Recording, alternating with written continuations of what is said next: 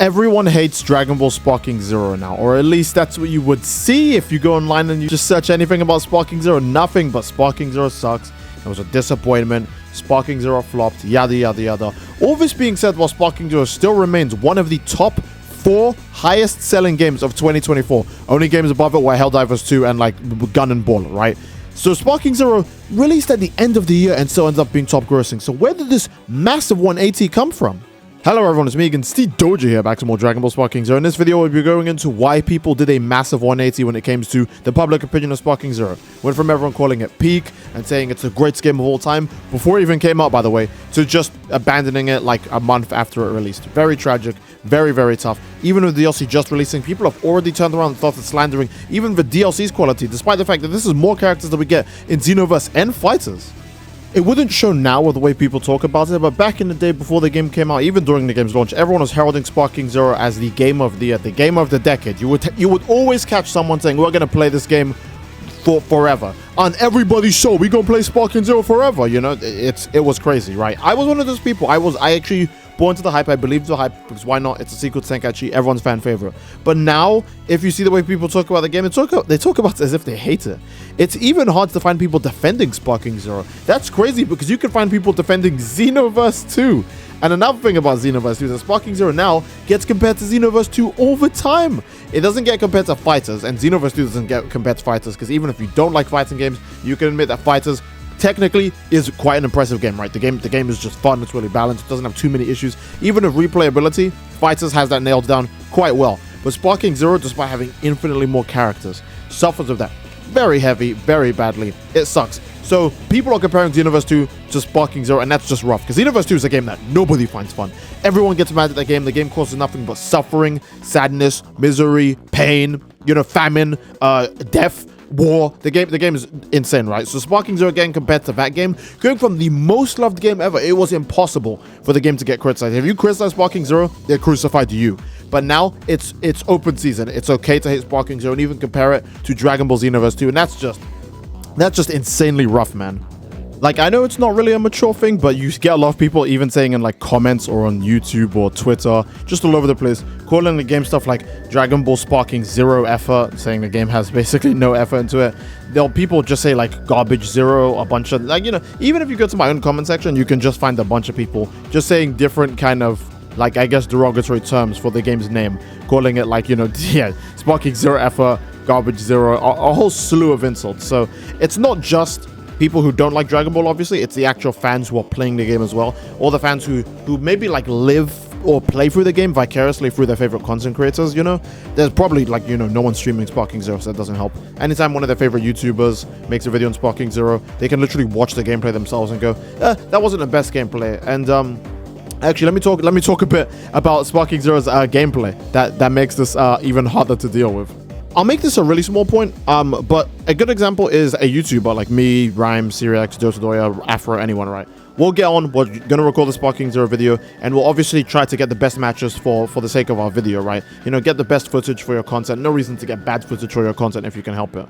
But the issue with Sparking Zero is that the game just has so much like lag, so much cheese, so much nonsense, and barely, anyone to really pair up against, that if you go online and you only fight like straight tryhards for like 40 minutes, 2 hours, are you gonna be inclined to keep playing more to finally maybe get some footage that's like workable, or that's not just an extreme snore fest to like put out for the viewers? Probably not, because that's a waste of your own damn time. So you're just gonna take that footage that you have and you put it out there, and when you put it out there, fans, viewers, they all see that stuff and they're like, oh, that's the whole game, okay. And that's more reason for people to not want to play the game. Again, I'm not saying every match of Sparking Zero is like that, but there's way too many matches that are like that. And if the content creator gets tired of wanting to like search for matches and that's all the content they can put out there, people who stopped playing the game or people who barely play the game will think that that's all that's out there, and they'll go, oh, surely the guy would have just got better footage if the option was available, so I guess that's everything. And it just tarnishes the image of the game even harder.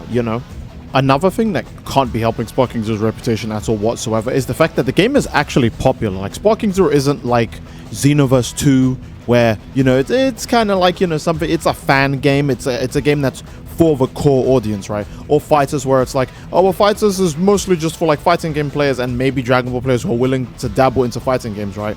But Sparking Zero is marketed as a game that everyone could play. So, of course, the game is really out there. And when a game is really out there, when you hear news about Sparking Zero is dead, or it loses 90% of its players, and yada yada this, yada yada that, it makes someone who would potentially buy the game or want to keep playing the game go, oh, no one's playing the game, and then they just stop.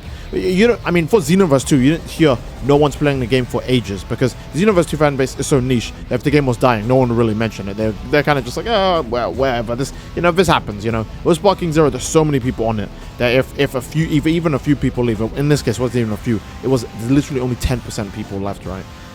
Most of the people left, and the reaction was just, oh, I guess the game's dead now, so that means I should stop playing it, or I can't play it anymore, because even if I wanted to play it, who would I pair up against, right? So I don't think that helps Sparking Zero at all with its imagery. People really hate Sparking Zero.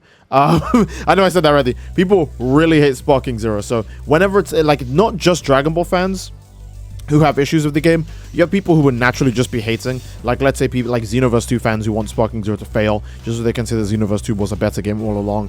Or even just other anime fan bases. You catch, like, the Naruto Ninja Storm fan base always talking smack about Sparking Zero. They want it to fail. So whenever anything bad that happens around Sparking Zero, they will be the first to get on it. One Piece fans, you know, One Piece fans love to hate Dragon Ball, right? They'd be the first people to get on it, and they immediately start yelling to the heavens that, hey, the game lost 90% of its players, the game's dead, it flopped, and all that stuff, right? And that would make people who are willing to, you know, give the game another go or another chance go, nah, I don't think I will.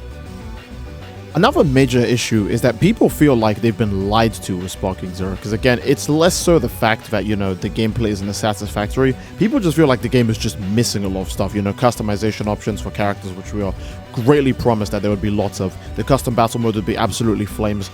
It maybe kind of is, but it takes way too much effort to make it that good to begin with, and no one is willing to put that much effort in. They just want to play the game. So, that also feels like a failed promise, you know. Character variety, yeah, the game has a lot of characters. The game has over 180 characters with the DLC coming out. It should have over 190 characters, nearly 200 characters, but you'll only see the same 10, maybe 15 characters when you play the game online, so it doesn't even feel like the game has a big roster either.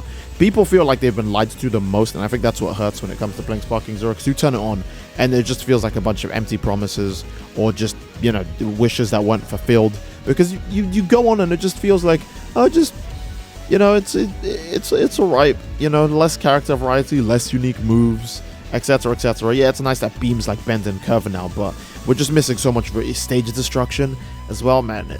It's kind of hard to call it the authentic Dragon Ball game experience when you can only really cause massive stage destruction to one planet or one stage, and then even then it's wildly inconsistent. So I feel like part of people's major issue also is the fact that it feels like they were lied to, and you can't blame anyone for thinking that, because that's actually what it feels like, right? I'm not going to say it's false advertising, but it's just so under-delivering that it's just like kind of embarrassing in a sense.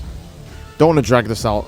That's perfect place to end the video. Obviously, we're gonna wrap it up. So if you guys enjoyed the video, please leave a like in the video. Let me know what you guys think about Sparking Zero and the whole situation. Now that we're several months into Sparking Zero and the rose tinted glasses are off, you guys let me know what you think. I still think the game is pretty nice. I feel like if you have a lot of free time, or if you can play the game offline, or just with some friends, it's probably a blast. But anything that involves you to actually play the rest of the other game modes, like custom battle mode or online battles, will probably make you really sick of the game really quick, because you'll just see the same thing over and over and over again. No variety, no spice, no nothing. It'll just bore you out. So let me know what you guys think. That's my opinion. So I do love you all. Hope you enjoyed. If you enjoyed the video, then obviously again, leave a like, subscribe, leave a comment down below as to what you'd like to see next, or what you thought about the video, and I will see you all next time, people. Take care and stay awesome.